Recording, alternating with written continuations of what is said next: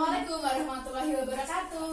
Waalaikumsalam warahmatullahi wabarakatuh. Wah, ceria sekali pada pagi hari ini. Bagaimana kabarnya? Apakah baik-baik saja? Alhamdulillah. Kabarnya baik. Alhamdulillah. Nah, sebelum memasuki pembelajaran pada pagi hari ini, marilah kita berdoa terlebih dahulu. Ya, Ibu pimpin saja.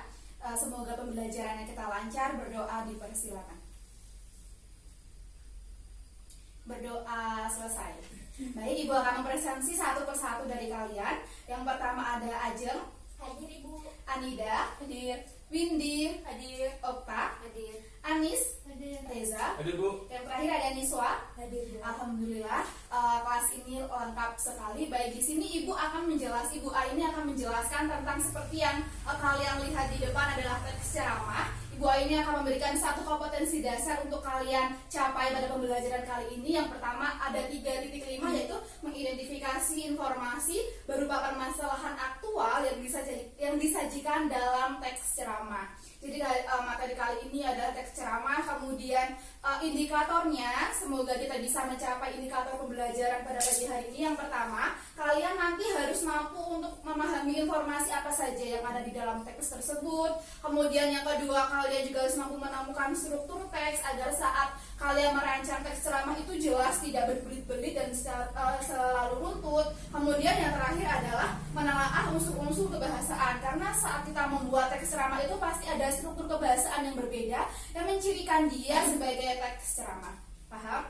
Semoga kompetensi dasar dan IPK ini bisa kita lakukan dan capaian belajar kita bisa sesuai dengan apa yang telah Ibu sampaikan. Amin. Kemudian mari kita langsung ke IPK yang kita langsung saja. Nanti yang informasi dalam teks akan Ibu selaraskan ke dalam materi. Kemudian yang kedua adalah menemukan struktur dalam teks. Nah, sebelumnya kalian tahu nggak sih apa itu teks ceramah? Atau kalian pernah berceramah di depan umum? Teks ceramah berarti belum ada yang tahu. Belum, Bu. Teks ceramah itu adalah saat kita mengungkapkan atau kita memberikan suatu wejangan kepada orang lain gitu. Jadi bedanya dengan teks pidato. Kalau teks pidato itu kita terlalu formal, kita berdiri di depan, habis itu audiensnya banyak dan banyak sekali kalangan. Tapi kalau teks ceramah ini hanya fokus kepada satu hal. Contohnya, misalkan Mbak Windy berceramah tentang pendidikan, kayak memotivasi Mbak Okta, kamu harus belajar agar prestasimu meningkat karena kamu sudah memiliki potensi yang baik, harus digali. Nah, itu ceramah, dia memberikan motivasi. Nah, itu bedanya dengan pidato. Kalau pidato kan memberikan informasi yang sangat umum, kalau ceramah tuh lebih ke person, lebih ke orang dan orang, seperti itu. Paham? Nah, sekarang Ibu akan bertanya, siapa yang tahu struktur teks ceramah? Ini mudah sekali jawabannya.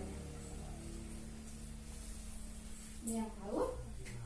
Pendahuluan. Ya, pendahuluan. Ibu akan contohkan isinya. Yang kedua, isi. Good. Yang ketiga, Penegasan. penutup. Iya, penutup. Kalau penegasan ulang itu ada di teks eksplanasi ya.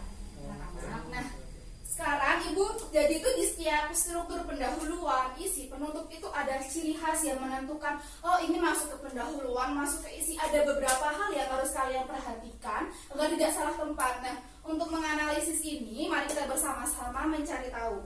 Di sini Ibu sudah memiliki 7 kertas, akan Ibu bagikan ke kalian. Banyak sekali kata-katanya, dan kalian analisis ini sebenarnya masuk ke dalam struktur yang apa. Ibu bagikan. Tolong Mbak Anis dibagikan ke yang lain.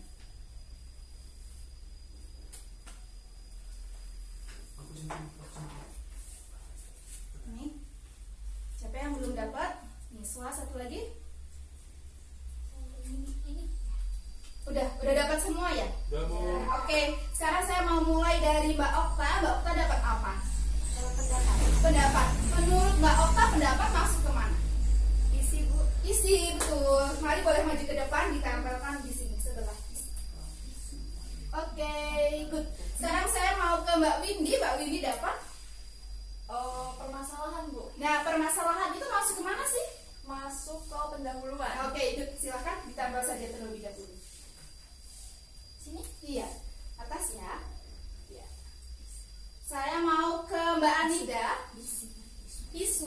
Saya dapat isu, Bu. Isu. Itu isu. Isu masuk kemana menurut Mbak Rida? Masuk ke Keisi loh, Bu. iya, ke isi. Coba ditambah terlebih dahulu. Kemudian Mbak Ajeng Saya dapat simpulan, Bu. simpulan langsung ditempel menurut Mbak Ajeng simpulan Ke penutup. ya.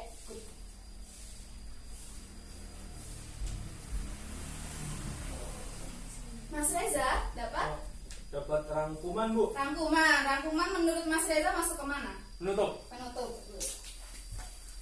Pintar, kok. Pintar lah ya. Sini, Bu. Iya bawahnya. Nah, habis itu siapa yang belum? Mbak Niswa. Fakta, Bu. Fakta masuk ke Isi. isi. Di bawahnya sini ya. Terima kasih. Yang terakhir ada Mbak Anis dapat Pandangan umum penulis. masuk ke Pendahuluan. pendahuluan. Silakan. Sudah, Bu. Iya. Oke, terima kasih atas kerja samanya anak-anak. Di sini ada yang benar, ada yang salah. Pendahuluan memang benar, ada permasalahan. Pandangan umum penulis, jadi sebelum menulis itu kita mengetahui kayak ada aba-abanya kita mau ngomongin apa. Nah, diisi ini sebenarnya hanya berisi tentang pendapat-pendapat penulis dan berisi tentang fakta yang aktual untuk memperbanyak bobot kita. Jadi kalau isu ini sebenarnya masuknya ke pendahuluan karena dia akan memberikan isu masalahnya yang akan kita bahas itu apa begitu ya. Penutup benar ada simpulan dan rangkuman. Bedanya ada yang tahu nggak bedanya simpulan dan rangkuman? Simpulan dan rangkuman. Mbak Windy nggak tahu. Masa? Mbak Aja? Coba menjawab ya, Bu. Oke. Kalau rangkuman itu apa ya, ringkasan dari isi. Kemudian kalau simpulan itu rangkuman dari pendapat penulis. Berarti ini kebalik ya. Rangkuman dulu yang dari isi dan simpulan dari pendapat penulis. Ini Ibu naikkan. Sudah paham tentang struktur? Sudah lebih jelas ya. Nah sekarang Ibu ingin bermain sama kalian agar kalian lebih bisa memahami bagaimana cara penyusunan struktur teks ceramah yang baik dan benar.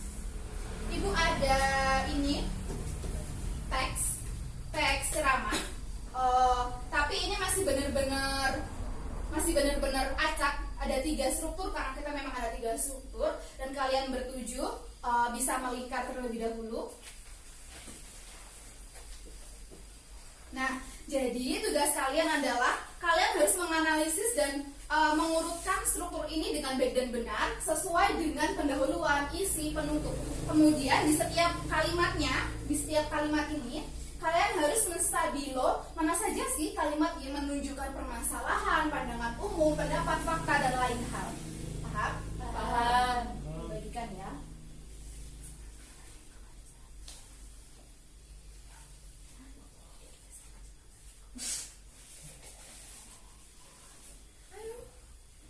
Ya didiskusikan dulu. Bisa sambil ngobrol. Iya begitu. Iya, mana coba yang terbuka?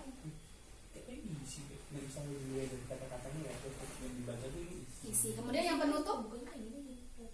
Iya, pembukanya yang Penutup tinggal ini teman. Oke. 2, 3. Iya. Siapa yang ingin menempelkan hasil kerjanya di depan? Bisa. Biasanya menginginkan Mbak Okta. Tiga-tiganya diambil ya. Semangat, Pak. Bisa ditambah di sini. Yang pendahuluan mana, isi mana, penutup mana. Ini.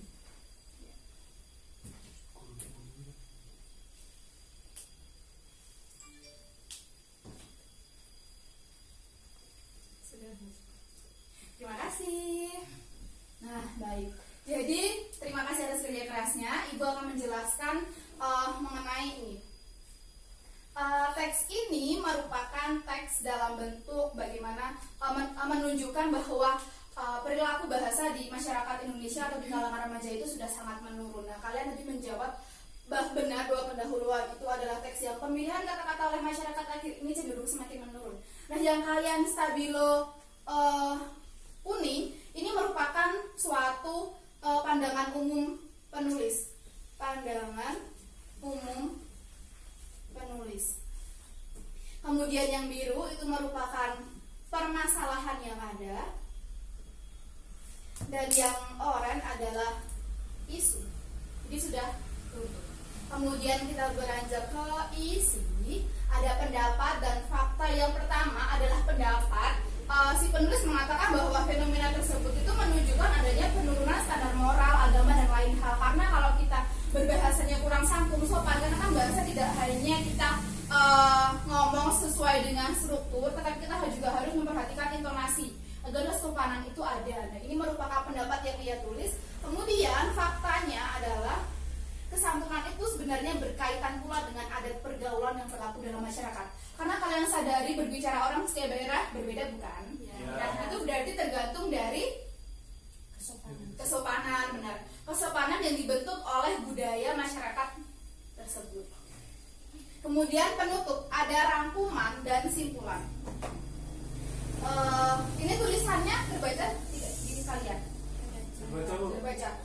Coba yang rangkuman menurut Mbak Niswa yang mana?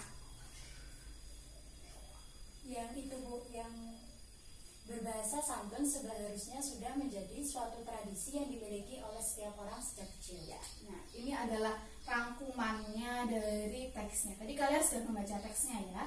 Ya. Kemudian yang simpulan, Mbak Anis.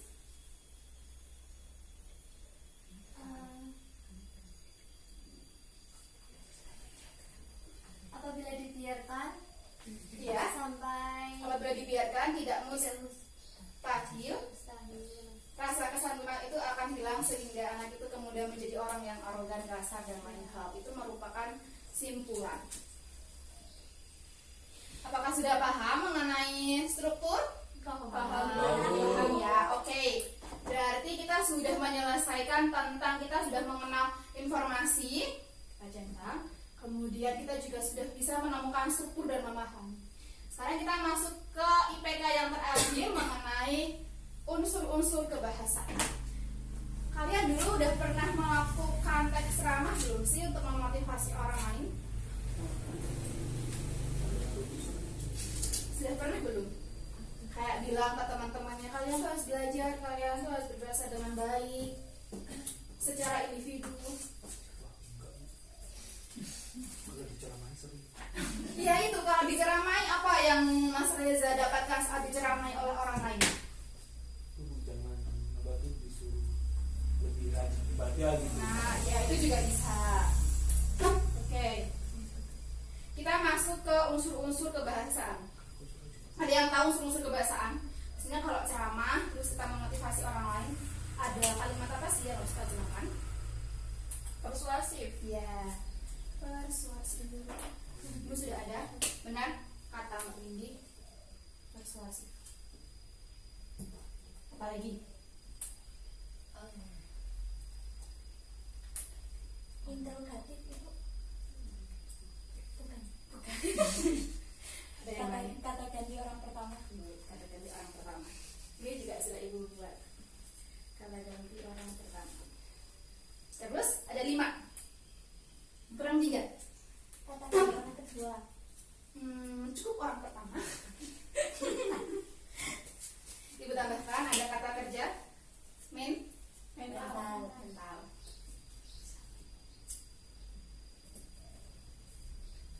Kemudian 2 lagi. Hubungan sebab akibat. Kalimat apa? Kata kerja apa? Hubungan sebab akibat. Karena, sebab, konjungsi. Bisa konjungsi kausalitas. Atau kata kerja.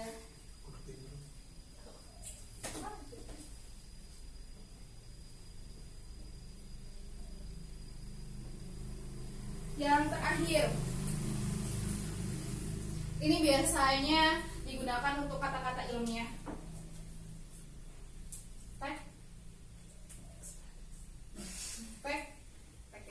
Teknis. Ya.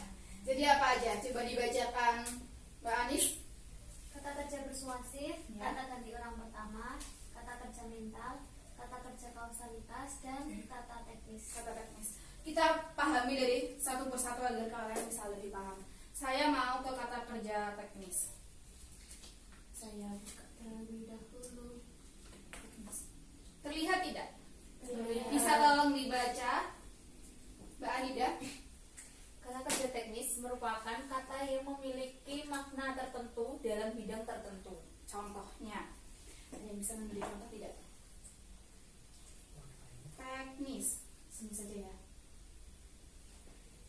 Misal dalam bidang kesehatan, ada kata teknis ilmiah apa aja menunjukkan kalau kalian dengar, oh itu pasti kesehatan ya. Operasi. Kemudian benar, kesehatan apapun yang kalian pikirkan masuk kesehatan adalah gizi. Satu lagi boleh. Rumah sakit. Rumah sakit. Paham ya? Jadi kan kalau ceramah itu kan lebih ke fokus satu hal, makanya kita menggunakan kata kerja teknis untuk lebih paham. Oh, kamu sedang berbicara tentang kesehatan. Oh, kamu sedang berbicara tentang pendidikan, misalnya ada buku, kurikulum, sekolah, guru, dan lain hal. Mari kita lihat ke kata kerja kausalitas. Tadi kausalitas itu apa ya? Sebab akibat.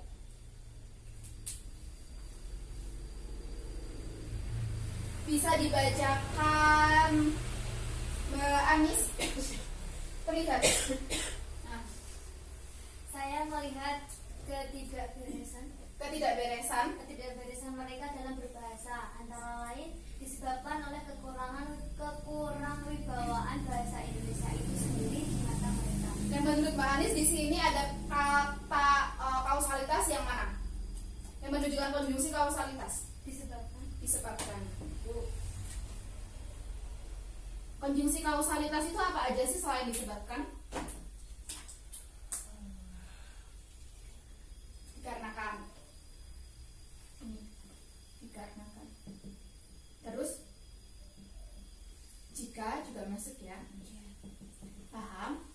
Masih ada 3 lagi. Kita beranjak ke mental. Bisa tolong dibacakan tuh dari kata kerja mental Mbak Niswa? Yang pertama memprihatinkan, yang kedua mengagumkan, ketiga menduga. Terus contohnya? Bapak dan Ibu prasangka saya Ternyata salah. Berarti contoh ini masuk ke mana? A, B, atau C? Menduga. Setelah itu kita beranjak ke kata kerja persuasif. Bisa tolong dibaca Mbak Anida? Kata kerja persuasif, yang pertama adalah hendaklah, yang kedua adalah sebaiknya, yang ketiga harus, yang keempat perlu. Bisa berikan satu contoh, kemudian di dalam kalimat itu harus ada dari salah satu kata ini. Kita harus selalu menjaga kebersihan. Nah, kita harus selalu.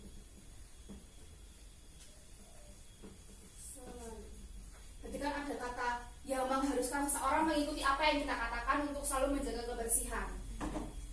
Yang terakhir, kata ganti orang pertama.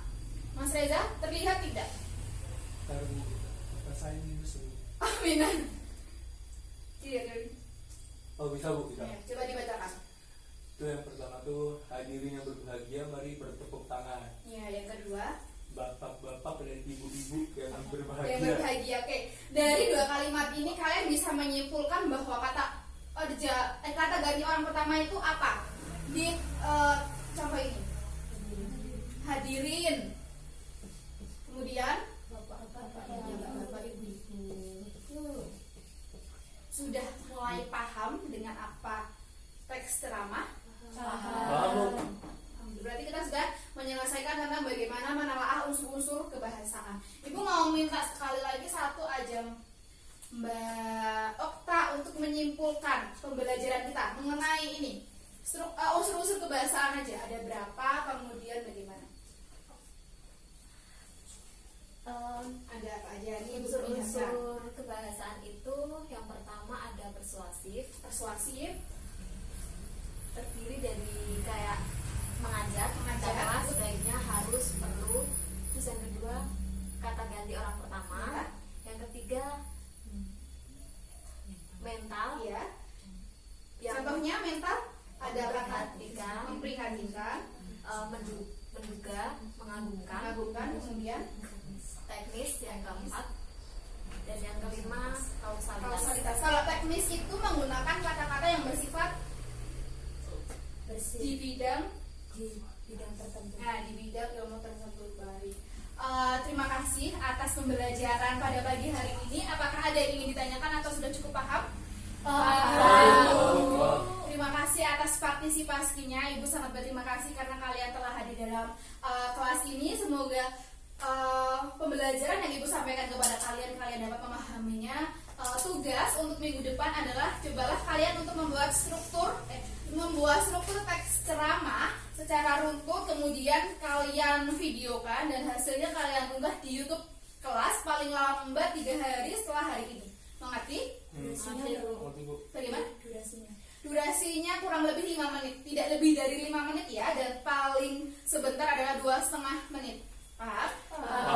Menggunakan seragam sekolah identitas kita, jangan lupa hashtagnya biar nanti mudah dicari. Seperti itu, mengerti ya? Terima kasih atas partisipasinya. Ibu mohon maaf apabila ada kesalahan saat mengajar, dan alhamdulillahnya HD dan IPK kita sudah kita lampaui dengan baik dan benar. Kemudian Ibu tutup pembelajaran pada pagi hari ini. Sebelumnya mari kita berdoa terlebih dahulu. Berdoa dimulai.